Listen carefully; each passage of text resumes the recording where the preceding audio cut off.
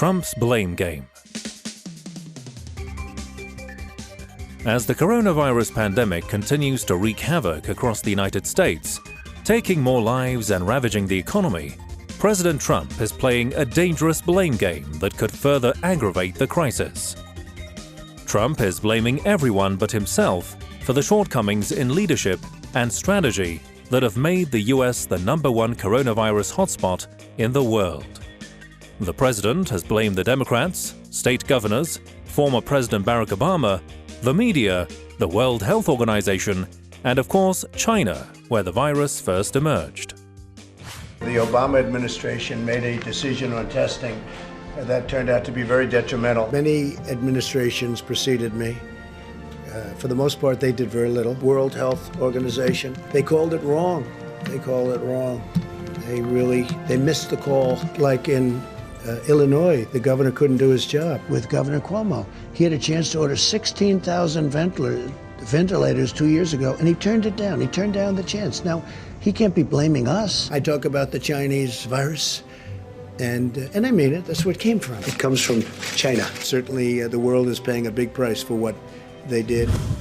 Trump's approach seems to be focused on reviving the economy and getting himself re-elected, come what may.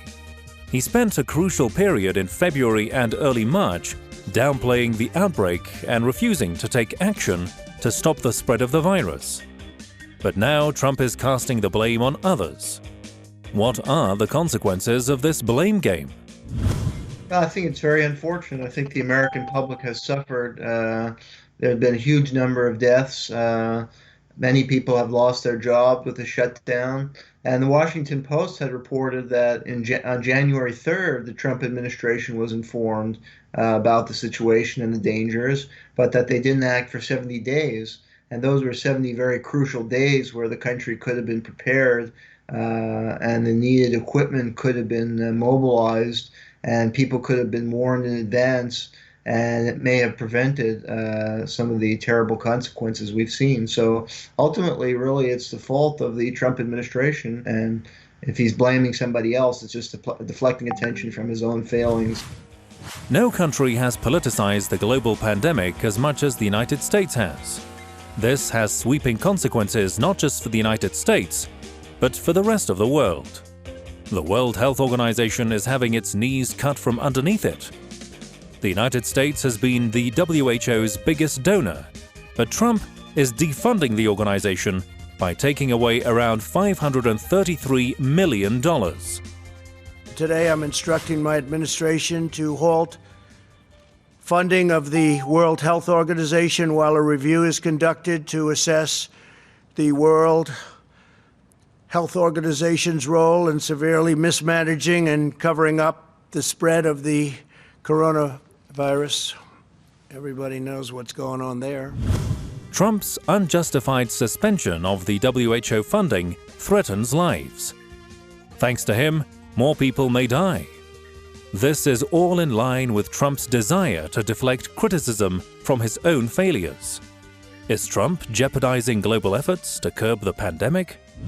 From the beginning, many people were very fearful when Trump won the presidency because he's such a volatile character and he has some roots in the more extreme right-wing groups in the United States who are hostile towards the United States, towards the United Nations, and are extremely nationalistic and also very parochial and kind of nativist in their outlook and look down on the rest of the world. So it's very dangerous, when a crisis like this hits. And yet Trump and his base are wanting to blame China and disengage further from the world. And, the United States is such a wealthy country. So when it takes money out of these organizations. In absolute numbers, America is suffering from the world's worst coronavirus outbreak. With less than 5% of the world's population, the US accounts for roughly 25% of the global deaths from COVID-19. How did this happen in a country with such vast resources? There's plenty of blame to go around, from a failure to act quickly to the early testing failures. More than 2 months into the crisis, there's still a shortage of medical supplies and equipment in the country. Nurses are raising our voices across the country, and we demand to be heard.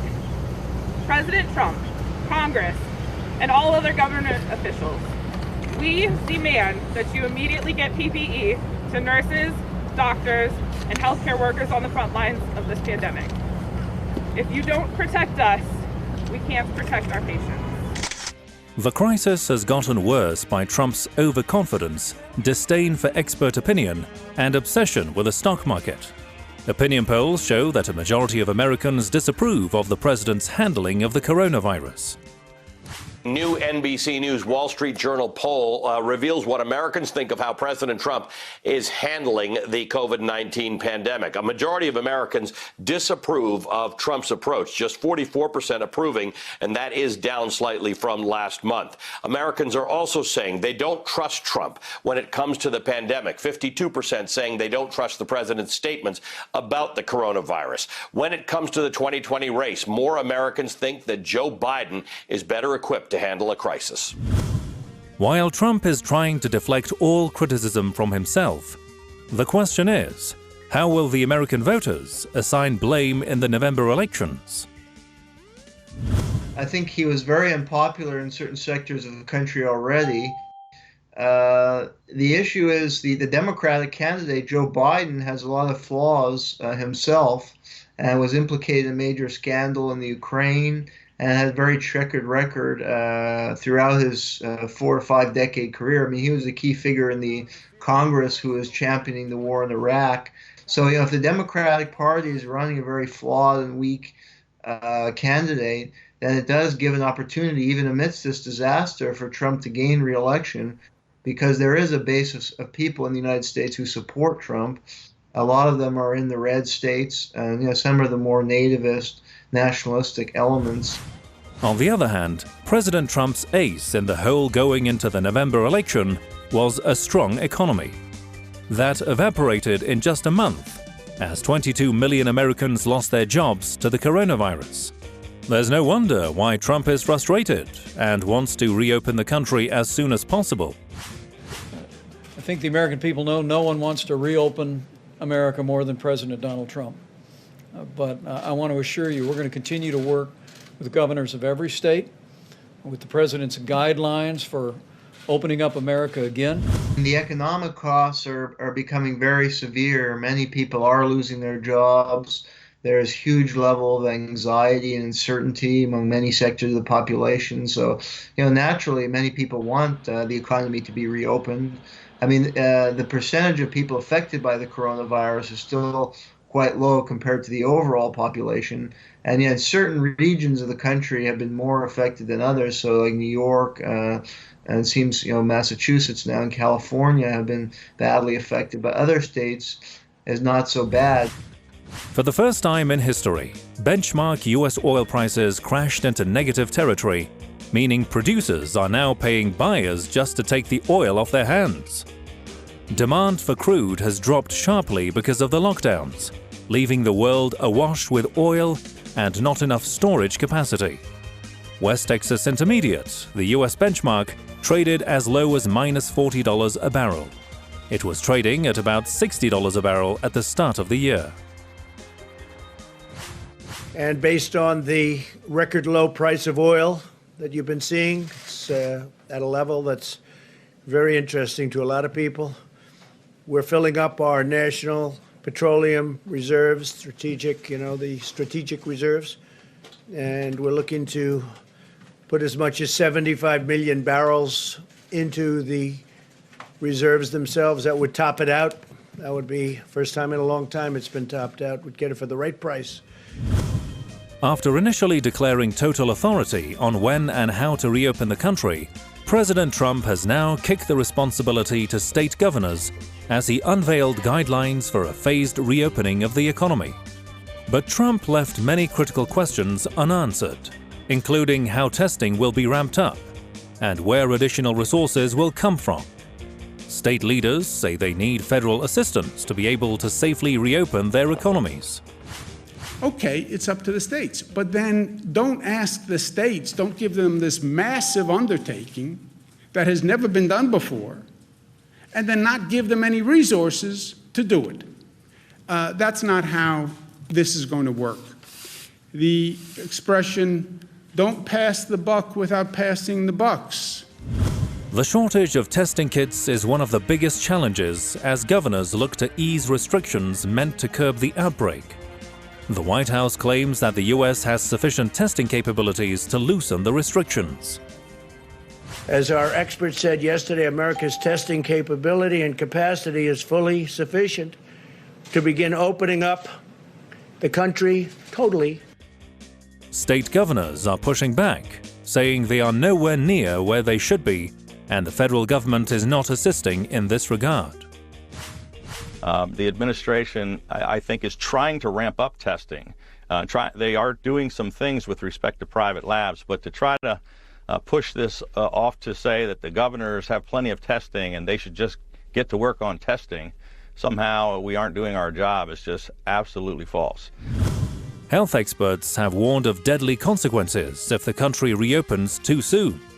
Has the U.S. reached the point where it can safely reopen the economy? You know, public health officials, I think, are weary about reopening the country. So it's a difficult question and balance to strike between protecting the population and reviving the economy. Trump's own guidelines recommend 14 days of declining case numbers before gradually lifting restrictions. However, the president has appeared to encourage protesters who want the lockdowns to end sooner. These are people expressing their views. I see where they are and I see the way they're working. They seem to be very responsible people to me, but it's, they've been treated a little bit rough.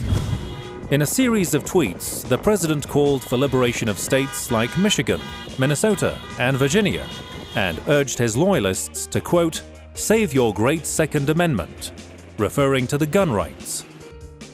Democratic Senator Chris Murphy accused the president of encouraging his supporters to engage in armed rebellion against state governments. Is Trump inciting violence and civil unrest in an attempt to force governors to reopen their states? I think we see that Trump has a populist sixth sense for exploiting the frustration of the masses. So, he's trying to use this for political gain. And, it's hard to say. I think among his base, I think some people like this encouragement. And again, many people are very frustrated.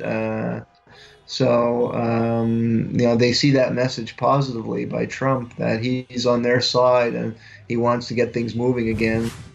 Health experts are warning of deadly consequences should people begin defying recommendations too soon. Why is President Trump going to war with state governors in the midst of a pandemic? I think he's targeted states. A lot of these states actually have Democratic governors, or the ones he's speaking out against have Democratic Party governors. So he's trying to stir revolt against these Democrats. So it's very political. And we do also see certain polarizations in U.S. society among conservatives who tend to be, it seems, the one who are pushing for the reopening of the economy and are worried about certain constitutional liberties being jeopardized. Trump has politicized the debate on how to contain the coronavirus pandemic and manage its aftermath. And in doing so, he has once again smashed any illusion that he might emerge as a commander-in-chief, willing to rise above petty politics to lead a frightened nation.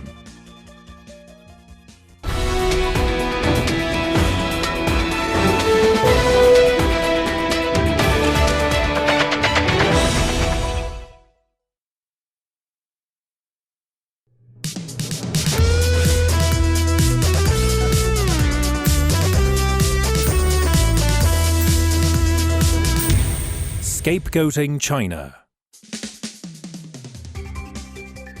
Facing growing pressure at home, President Trump is now blaming China for the havoc that the novel coronavirus is wreaking across the globe.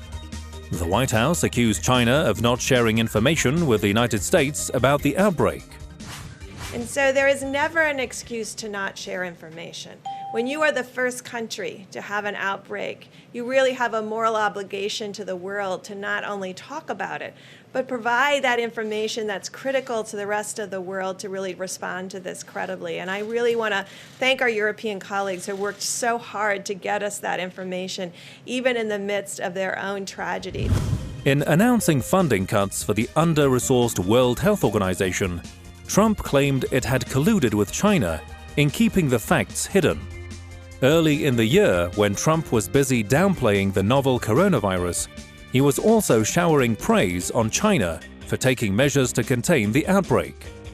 Now, Trump has decided to bash China.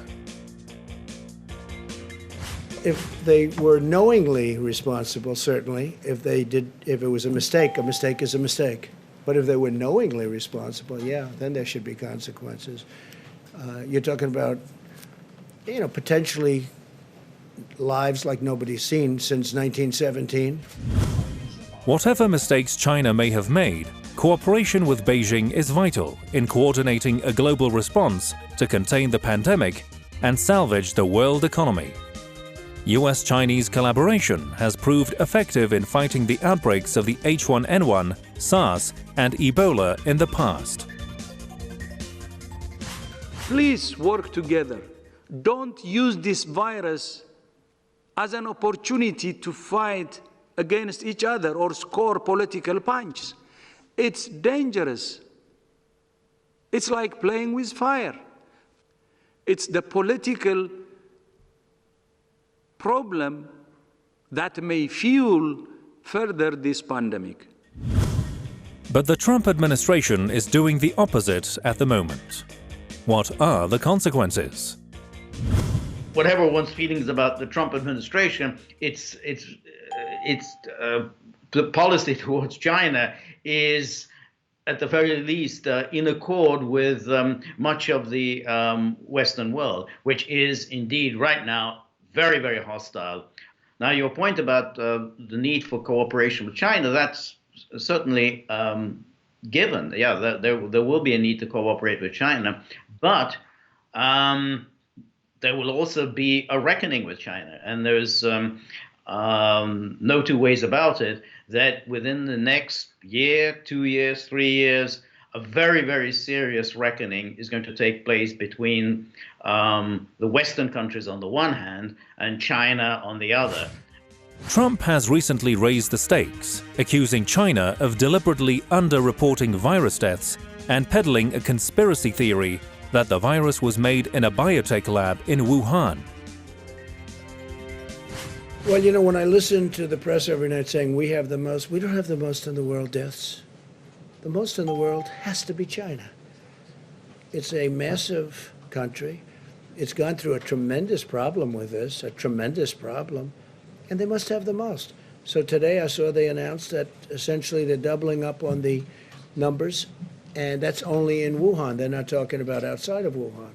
So it is what it is, Steve. It is what it is. What a sad state of affairs. The relationship between Washington and Beijing was not normal before the coronavirus. It was in rapid decline thanks to President Trump's trade war with Beijing. Our relationship with China was good until they did this. Once we found out about this, look, we just made a trade deal with China. It's going to have to buy $250 billion a year in our product, $50 billion from the farmers, $40 to $50 billion from the farmers.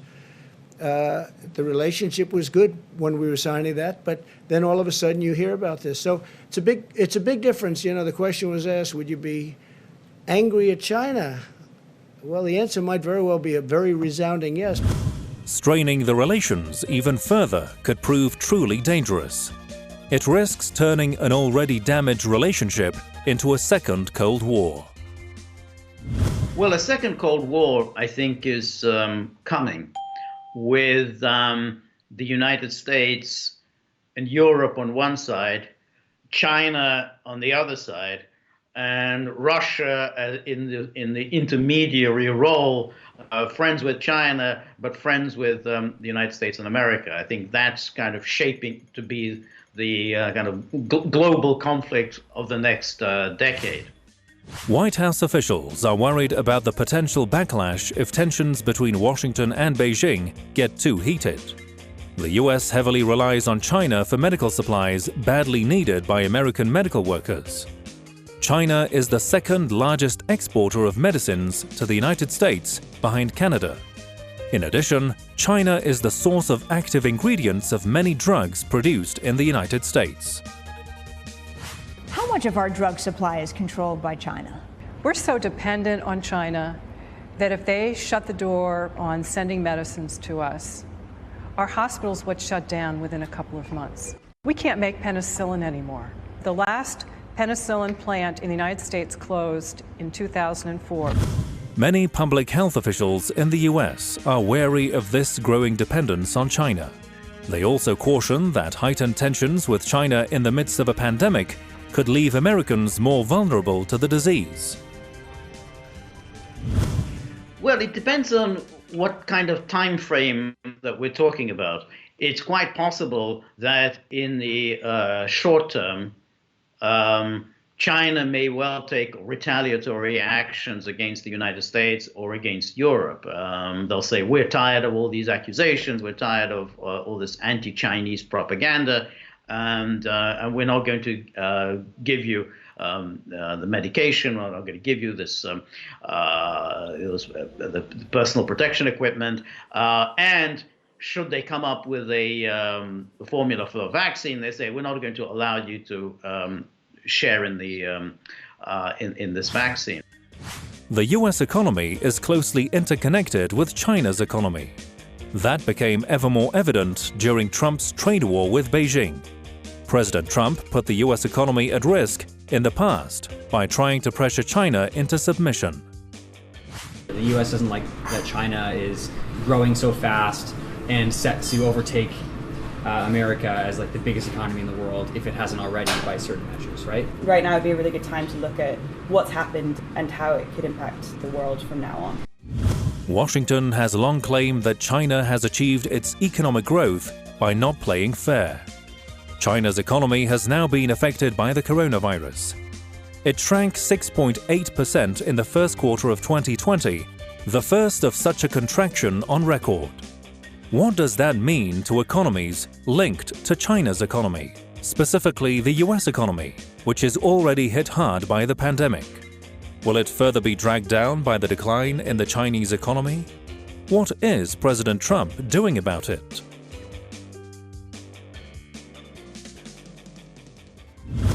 The economic downturn in China, as well as the economic downturn everywhere else, has been enormously damaging. I mean, we see it in the oil prices. In other words, you actually have to pay people to buy oil. That's a consequence of essentially a global depression. No one's producing anything, no one's traveling, no one needs any energy. All of this will take years to recover from. And during this period of recovery, there will be a great deal of animus directed toward